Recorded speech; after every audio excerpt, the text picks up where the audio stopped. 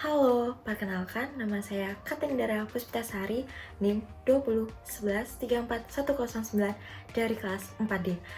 Nah, teman-teman, kali ini saya akan menjelaskan mengenai bagaimana cara memperagakan media pembelajaran yang telah saya buat. Nah, pastinya teman-teman penasaran bukan? Maka dari itu, yuk simak video ini. Nah, teman-teman, di sini saya akan menjelaskan mengenai perancangan media pembelajaran konvensional untuk pembelajaran tematik kelas atas. Nah, di sini saya mengambil kelas 4. Oke, berikutnya ada deskripsi. Ini untuk kelas 4 semester 1 dengan tema 1 yaitu tentang indahnya keberagaman. Kemudian subtema 1 tentang keberagaman budaya bangsaku, muatan pelajaran IPS dan IPA. Oke, lanjut yaitu tentang kompetensi dasar. Nah, kompetensi dasar di sini ada dua pelajaran ya teman-teman, yaitu IPS dan IPA. Yang pertama itu IPS 3.2 mengenai memahami keberagaman sosial, ekonomi, budaya, etnis, dan agama di provinsi setempat sebagai identitas bangsa Indonesia. Sedangkan 4.2 tentang menceritakan keberagaman sosial, ekonomi, budaya, etnis, dan agama di provinsi setempat sebagai identitas bangsa Indonesia. Nah, selanjutnya yaitu ke mata pelajaran IPA 3.6, yakni memahami sifat-sifat bunyi dan keterkaitannya dengan indera pendengaran. Lalu 4.6, yakni menyajikan laporan hasil pengamatan atau percobaan tentang sifat-sifat bunyi. Oke, lanjut. Kemudian ada indikator. Nah, indikator di mata pelajaran IPS yaitu 3.2.1 mengidentifikasi keberagaman budaya, etnis, dan agama dari teman-teman di kelas sebagai identitas bangsa Indonesia. Dan 4.2.1 mengenai mengkomunikasikan secara lisan dan tulisan keberagaman budaya, etnis, dan agama dari teman-teman di kelas sebagai identitas bangsa. Lalu di mata pelajaran IPA, yaitu 3.3.6.1 menjelaskan cara menghasilkan bunyi, dan 4.6.1 yaitu menyajikan laporan pengamatan tentang cara menghasilkan bunyi. Oke, lanjut. Kemudian ada tujuan pembelajaran. Jadi tujuan dari pembelajaran ini yaitu yang pertama, siswa mampu menyebutkan keberagaman budaya, etnis, dan agama. Yang kedua, siswa mampu mempraktekkan mengenai keberagaman budaya, salah satunya lagu daerah. Kemudian yang ketiga, siswa mampu menjelaskan cara menghasilkan bunyi. Keempat, siswa mampu mempraktekkan hasil bunyi secara sederhana. Dan yang kelima, siswa mampu mengkolaborasi lagu daerah dengan hasil bunyi yang dihasilkan dengan menggunakan alat yang sederhana.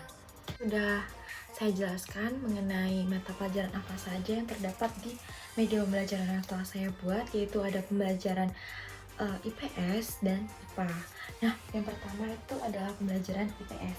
Di sini saya mengambil contoh yaitu tentang keberagaman Indonesia, dan saya mengambil salah satunya itu lagu daerah. Nah, bisa teman-teman lihat di sini ada 4 amplop, yaitu ada di sini di atasnya tertulis nama-nama daerah yang ada di Indonesia. Saya hanya memilih 4 daerah yang ada di Indonesia, yaitu ada Jawa Tengah, Lampung, Kalimantan, dan Papua. Nah, jadi dalam media pembelajaran yang telah saya buat, nanti di dalam amplop tersebut guru akan meminta siswa untuk memilih salah satu amplop yang ada di masing-masing daerah. Misalkan saya mengambil contoh dari Lampung. Jadi saya mengambil amplop, kemudian di dalamnya berisikan tentang yakni jenis-jenis lagu yang berasal dari Lampung. Yakni ada salah satunya adalah Bumi Lampung, kedua ada Sang Bumi Ruai Jurai, dan yang ketiga ada Cangget Agung. Nah, jadi teman-teman, dalam setiap amplop itu terdapat jenis-jenis lagu daerah yang ada. Misal di Jawa Tengah itu ada apa saja, kemudian di Lampung ada apa saja, kemudian di Kalimantan ada apa saja, dan yang terakhir ada Papua itu ada apa saja. Nah, di sini sudah jelas ya teman-teman, yaitu isinya jenis-jenis lagu daerah dari masing-masing daerah. Lalu, jika sudah, nanti mahasiswa itu disuruh ingin memilih lagu yang mana dari 3 yang ada di kertas dalam amplop tersebut. Misalkan saya memilih Cangget Agung. Misalkan siswa memilih Cangget Agung. Nah, di situ saya akan menyiapkan kertas seperti ini, kertas teks lagu, lirik lagu, kemudian saya akan potong-potong menjadi bagian-bagian terkecil. Nah, setelah sudah menjadi bagian-bagian terkecil, maka saya meminta siswa untuk mengurutkan lagu daerah tersebut. Misalkan lagu Cangget Agung nih teman-teman. Di sini sudah saya potong-potong menjadi beberapa bagian, dan ini siswa diminta untuk mengurutkannya. Bisa diperhatikan, bisa mengurutkannya. Misal nih, Sesak Agung Sewawai itu merupakan lirik pertama dan seterusnya. Nah, jadi itu yang langkah berikutnya teman-teman. Setelah itu, misalkan nih yang kedua ada contoh lagu Ampar-Ampar Pisang. Ini lirik sebelum saya potong menjadi bagian-bagian terkecil. Nah, jika sudah maka akan menjadi seperti ini, dan siswa disuruh untuk mengurutkan lirik sesuai dengan lirik yang benar, seperti itu teman-teman. Kemudian setelah itu saya meminta siswa tuh untuk menjawab pertanyaan teman-teman. Menjawab pertanyaan, ada beberapa pertanyaan di sini dan siswa dimohon untuk menjawab pertanyaan tersebut. Nah, kurang lebih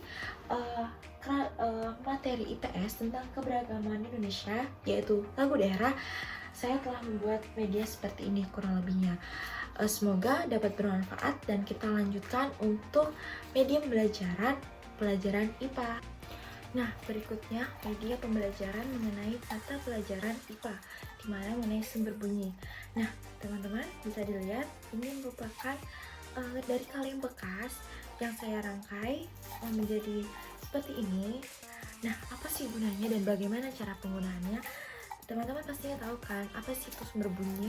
Nah, sumber bunyi itu bisa dihasilkan dari alat ini teman-teman. Misalkan D, terus satunya itu diberikan kepada temannya, maka akan menghasilkan bunyi. Nah, apa sih maksud dan tujuan atau satu kesatuan dengan materi media pembelajaran yang telah saya buat sebelumnya itu, yaitu siswa itu nantinya akan diminta untuk menyanyikan lagu daerah tersebut yang sudah disusun dengan tepat seperti itu dengan menggunakan ini teman-teman. Jadi misalkan Cangget Agung, nah seperti itu. Jadi teman-teman bergantian, siswa-siswi bergantian menyanyikan, ada yang bernyanyi, ada yang mendengarkan, ada yang bernyanyi, ada yang mendengarkan, sehingga sampai lagu itu tersebut selesai. Baik teman-teman, mungkin itu saja penjelasan dari saya mengenai media pembelajaran yang telah saya buat. Semoga media pembelajaran yang telah saya buat dan saya jelaskan bagaimana cara penggunaannya dapat bermanfaat bagi teman-teman semua, khususnya calon pendidik di Indonesia. Saya mohon maaf jika ada salah-salah kata dalam video ini, dan saya ucapkan terima kasih. Sampai jumpa.